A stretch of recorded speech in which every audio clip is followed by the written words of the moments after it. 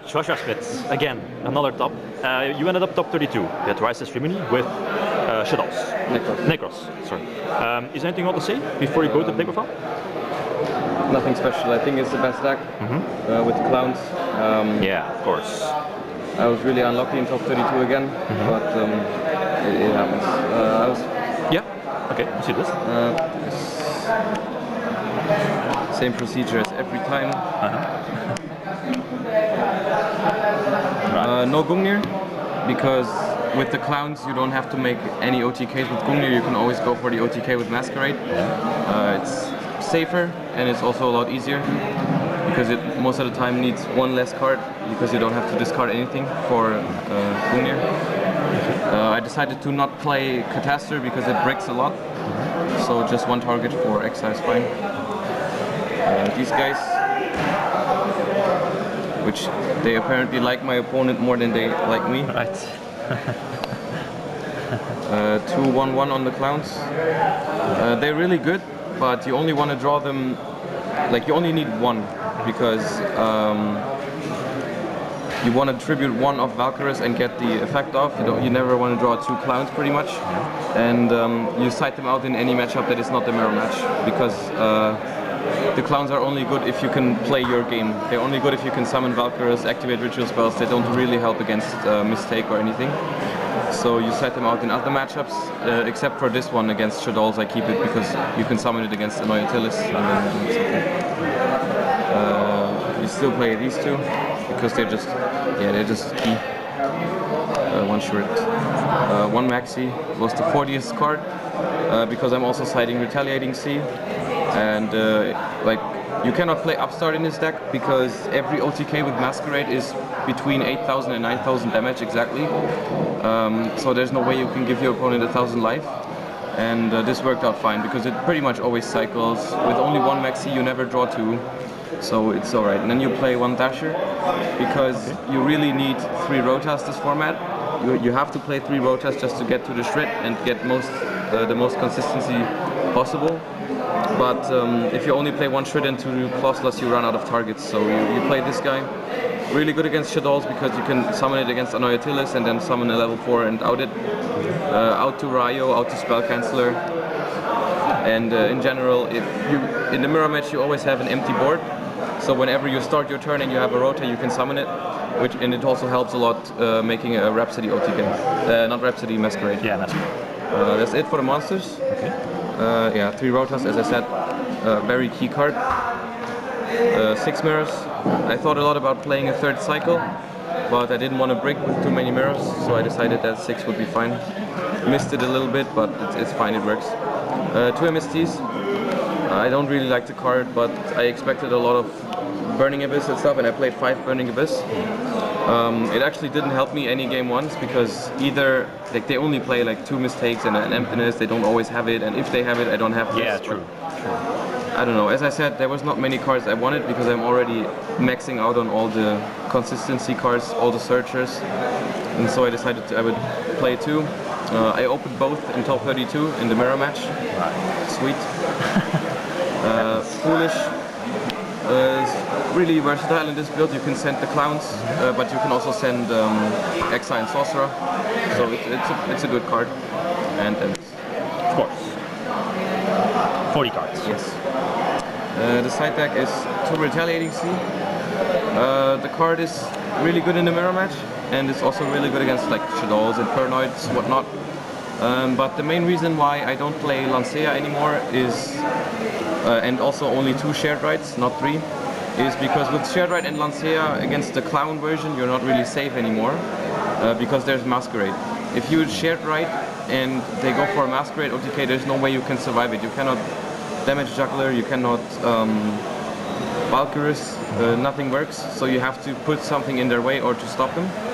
And this card is really good because if you respond to any ritual spell, you summon it, they lose the ritual spell, they use the Herald Surge or the Shurit, and even if they have to trish you, they can trish you, but they lose so many resources while doing it. They actually banish more cards from themselves than they banish from you, so it's really good.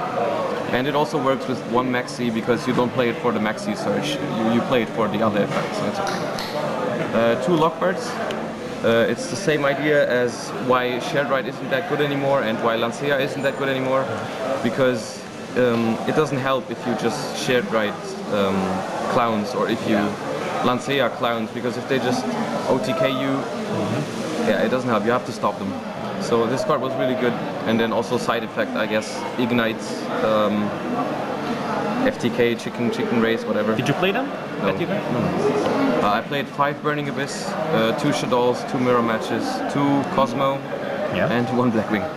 Okay. 1 Denko Sekka.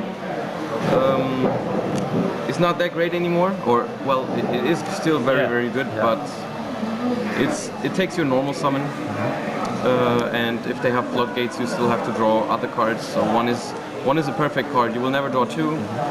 It will not clog with Manju and Senju a lot, and sometimes if you draw it, it's faster than Decree, and you can just win outright. I played 1 Archphoenix Centric. Really good card because it's versatile, because it can out back rows and monsters. The only problem with it is that it cannot out Majesty's Fiend, but it can out Spell Canceller and Vanity's Fiend, and it worked out pretty well for me. So I might play a second one, but 1 is also fine.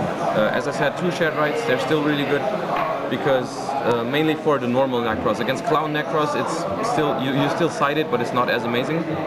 But with this deck, you have a lot of cards you can draw to not get OTK'd. You have 2 Damage Jugglers, Retaliating Seas, the Valkyros. Sometimes this works, so it's very hard to OTK you.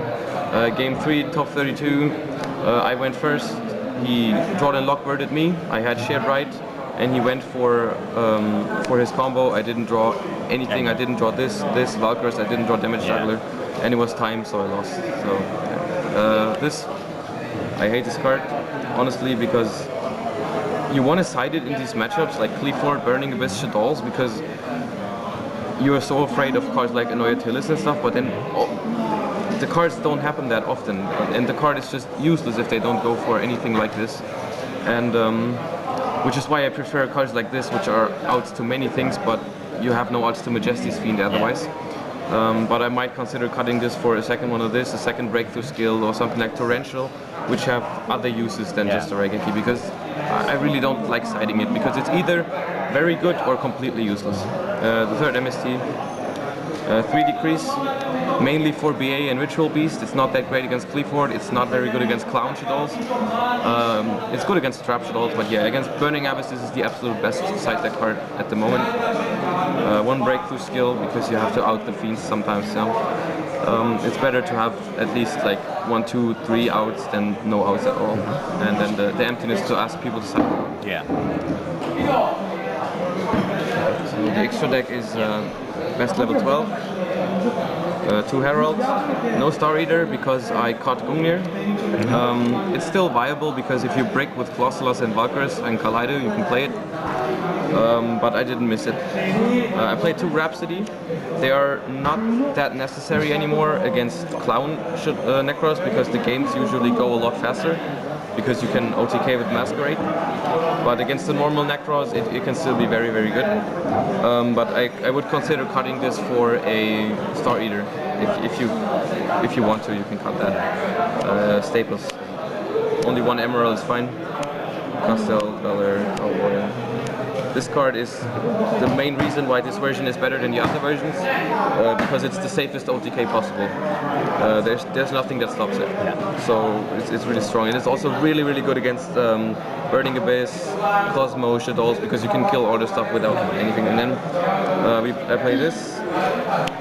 I don't think it's necessary to play these 2, but I played the Lockbird, so I also played the Durandal, just in case. And I actually won 1 game against Burning Abyss with it, but if I would not play Lockbirds, I think I would cut these 3 for a second Dweller, a second Emerald, and a Star Eater or a Trapeze Magician. Okay, Joshua, any last words? No, I really like the deck. I don't enjoy the format as much anymore. It's starting to get a little bit floodgate heavy, and I don't know. I really like the mirror matches, but all the other matchups are kind of weird. And let's hope we get a ban list soon. Okay, Joshua, thanks for the deck profile, and congrats with your top 32 spot here at YCS Rimini. Thank you.